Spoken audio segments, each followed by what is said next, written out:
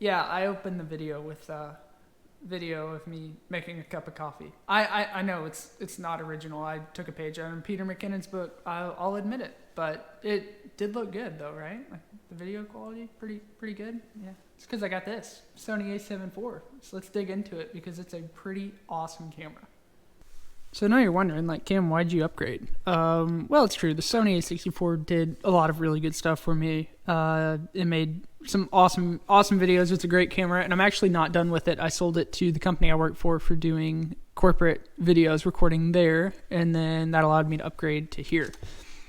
So the big reason that I wanted this camera was for the 10-bit color depth and the in-body image stabilization. So you can see now it's off. It's kind of jiggling a little bit. I can turn that on to active steady shot, and it's so much smoother. You can see I'm shaking the camera, but the video isn't moving at all. So it's absolutely fantastic. There's a little bit of a crop to it, but it's worth it. I can turn it off and get the full 20 millimeters on the lens when I throw it on my gimbal.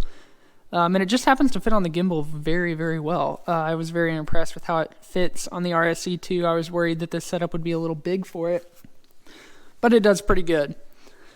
As you can see, I have the Sony FE. It's a 1.8 aperture 20 millimeter prime fixed lens. It's a G series. I didn't go with the G Master because those are ridiculously expensive. And this lens is great. It's an ultra wide angle. It works really well. It pairs really well with the camera. So you can see the little G badge, and it's got the focus hold and the autofocus manual focus switch on the lens, which is great. I've never had any buttons on the lens, and it has the aperture dial on it. Which I really like as well. Some other features of the camera is it's got a flip out screen to the side. So the A64 had the screen that flipped out above, and if you had a mic up here, you couldn't see the screen. So this is a great compromise. I really like this. It makes it a little wider, but as you can see, it allows you to see a lot better. So you can see me working, and you can see that beautiful f1.8 aperture. I'll throw that up because this lens is just, it's just gorgeous. This 1.8 is amazing. Let's see what else. It has really good photo taking capabilities, 33 megapixels. I went out and did some astrophotography with it last weekend, so I'll throw up those pictures from here. They turned out really good for my first time. I was super pleased with them, and I'm looking forward to playing with it a little more. Like I said, this thing fits on the gimbal very well. RSC2, no issues. I was worried I was going to need to upgrade to the RS2, but for now, I don't think so. I have another lens on the way. Well, I did, and then I got scammed out of a third-party seller on Amazon. So I have it on order, and hopefully it'll be in here shortly. I got my money refunded and all of that. But yes, just an absolutely awesome camera. So you can see I've got it chucked up to the DJI RSC2, and it fits really well. So I was worried about this being a little too big, being a full frame camera, and I mean a lot larger lens than what I'm used to, but it fits really well. You can see it's still plenty responsive. This gimbal has no issues running the setup, run the manual joystick and all that.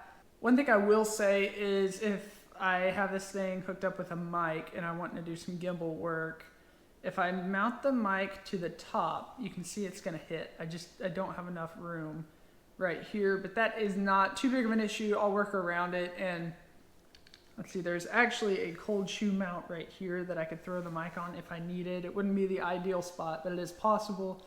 Then again, like how much work do you need audio? How much gimbal work do you need audio for? Most of the time it's a lot of the B-roll stuff, which has music overlaid anyways, but it fits really good. So there's no reason if you're upgrading to the A7IV that you would also need to upgrade to the RS2 because the RSC2 fits it beautifully, at least with a 20 millimeter lens.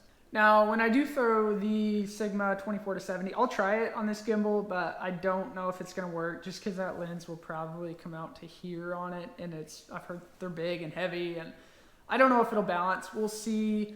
I know some people throw telephotos on with the larger gimbals. I'll try it with this, and also the fact that it's a zoom lens, so it does extend out a little bit. It'll mess with the balance, so I may need to stick with a fixed focal length if I can get it to balance. But I'll give it a shot, and I'll let you guys know. But for now, I'm really not planning on doing it. Like, how often do you put a longer zoom lens on a gimbal, I'm not sure. This 20mm will be great, and it'll do everything I need it to. I'm just glad that I don't need to upgrade, because that was kind of worrying me, because I've already spent plenty of money recently. So earlier I went and just played around outside with this camera and this lens hooked up to the gimbal. I'll throw some of that footage up. We had a bunch of snow this week, so it's super bright outside. I don't have a filter for this lens yet, so hopefully it's not overexposed. I know it was stopped out at f/22 the entire time, but it'll kind of give you guys a sense of what this thing is capable of. Like I said, I don't have a whole lot of experience with it yet. I still have to learn the camera, learn how to work with it. But yeah, you guys can watch that, and it'll just get you an idea of what a rough compilation of videos that I shot looks like.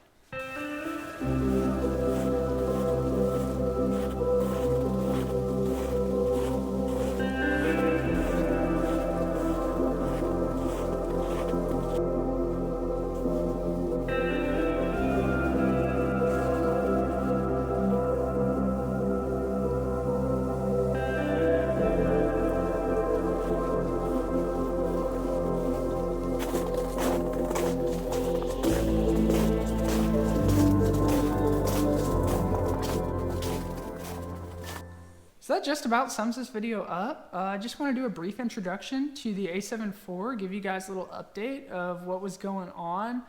And hopefully, maybe here in like 6 months or so, I'll do a long-term review on it, kind of after I've learned more about the camera. I've been able to form my opinions with it. But for now, I'm loving it. It's great. It's going to open up opportunities for what I can capture this year. I'm really excited to learn this camera and just further develop my videography journey. So thank you guys who stayed till the end. Thanks for watching this video, and we'll catch you guys next time.